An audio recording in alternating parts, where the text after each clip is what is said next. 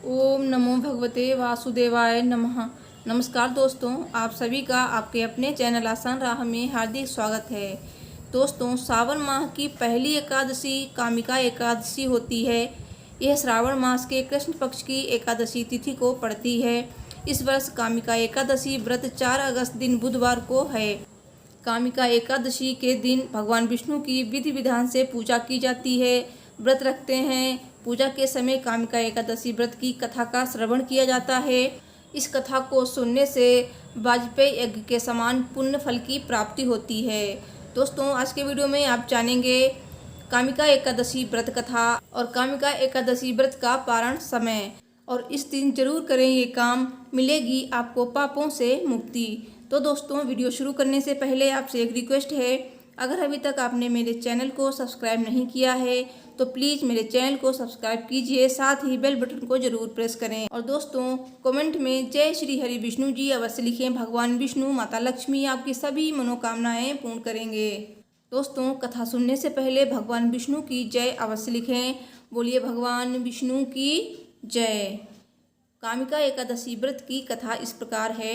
कुंती पुत्र धर्मराज युधिष्ठिर कहने लगे, हे भगवान, आषाढ़ शुक्ल देवशयनी एकादशी तथा चातुर्मास महात्म्य मैंने भली प्रकार से सुना। अब कृपा करके श्रावण कृष्ण एकादशी का क्या नाम है सो बताइए।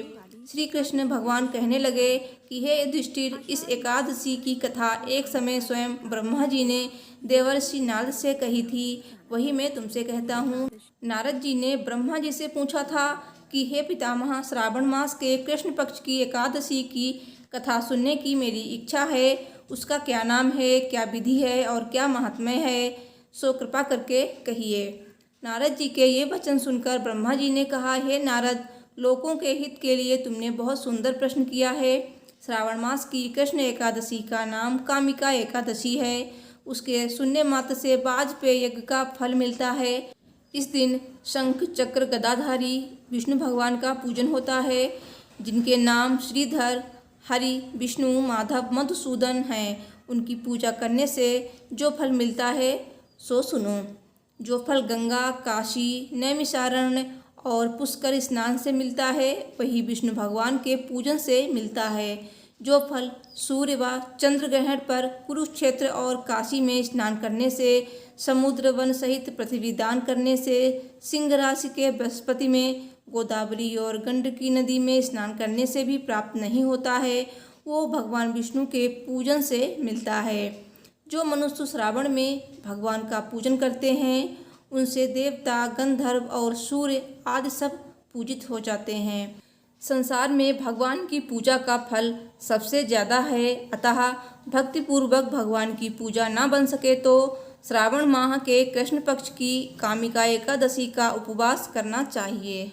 आभूषणों से युक्त बछड़ा सहित गौदान करने से जो फल प्राप्त होता है, वो फल कामिका एकादशी के उपवास से मिल जाता है। अतः पापों से डरने वाले मनुष्यों को कामिका एकादशी का व्रत और भगवान विष्णु का पूजन अवश्य करना चाहिए। पाप रूपी कीचड़ में फंसे हुए और संसार रूपी समुद्र में डूबे मनुष्यों के लिए इस एकादशी का व्रत और भगवान विष्णु का पूजन अत्यंत आवश्यक है। इससे बढ़कर पापों के नाशों का कोई उपाय नहीं है।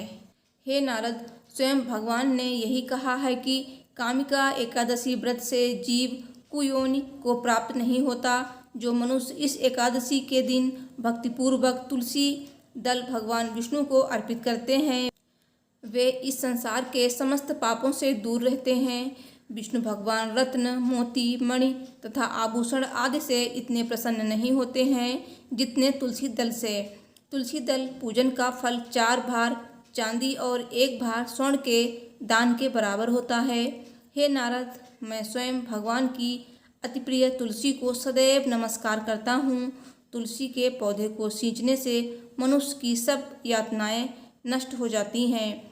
दर्शन मात्र से सब पाप नष्ट हो जाते हैं और स्पर्श से मनुष्य पवित्र हो जाता है। कामिका एकादशी की रात्रि को दीपदान तथा जागरण के फल का महात्म्य चित्रगुप्त भी नहीं कह सकते हैं। जो इस एकादशी की रात्रि को भगवान के मंदिर में दीपक जलाते हैं, उनके पितर स्वर्गलोक में अमृत पान करते हैं। तथा जो घी या तेल का दीपक जलाते हैं वे 100 करोड़ दीपकों से प्रकाशित होकर सूर्यलोक को जाते हैं। ब्रह्मा जी कहते हैं कि हे नारद, ब्रह्म हत्या तथा भ्रूण हत्या आदि पापों को नष्ट करने वाली इस कामिका एकादशी का व्रत मनुष्य को यत्न के साथ करना चाहिए। कामिका एकादशी के व्रत का महात्म्य श्रद्धा से सुनने और पढ़ने वाला मनुष्य सभी पापों से मुक्त होकर विष्णु लोक को जाता है। एक समय की बात है, प्राचीन काल में एक गांव में एक क्षत्रिय रहता था। क्षत्रिय बहुत क्रोधी स्वभाव का था। एक दिन क्षत्रिय का एक ब्राह्मण से झगड़ा हो गया। क्रोधवश क्षत्रिय ने ब्राह्मण की हत्या कर दी। इससे क्षत्रिय पर ब्रह्म हत्या का पाप लग गया। ब्राह्मण की हत्या का दोषी मानकर क्षत्रिय का सामाजिक बहिष्कार कर दिया गया।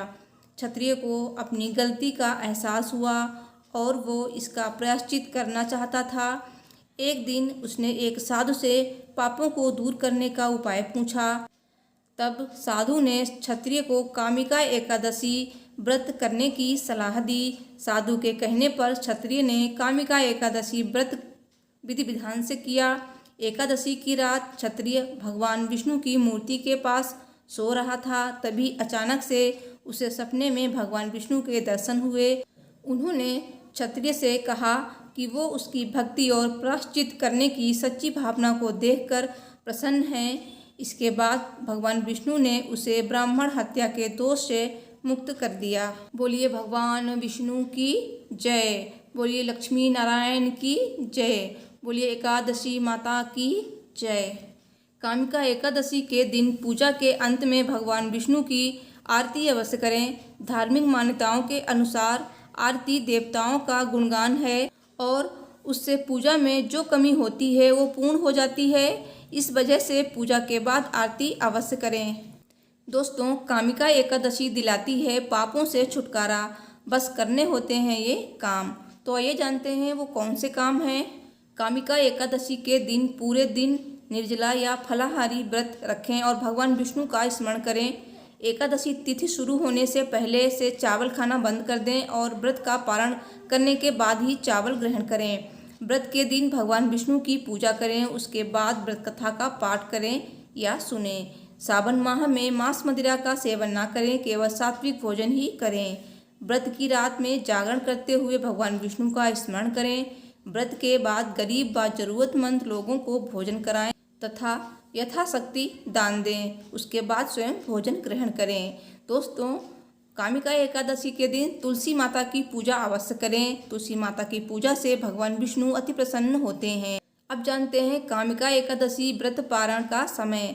कामिका एकादशी व्रत का पारण 5 अगस्त को प्रातः 5:45 से सुबह 8:26 के मध्य होगा। दोस्तों, ऐसी ही वीडियो देखने के लिए मेरे चैनल को सब्सक्राइब कीजिए। वीडियो पसंद आई हो तो लाइक शेयर कीजिए और कमेंट में जय श्री हरि विष्णु जी अवश्य लिखिए। मिलती हूँ नेक्स्ट वीडियो में। Thanks for watching. हर हर महादेव। जय श्री लक्ष्मी नारायण जी।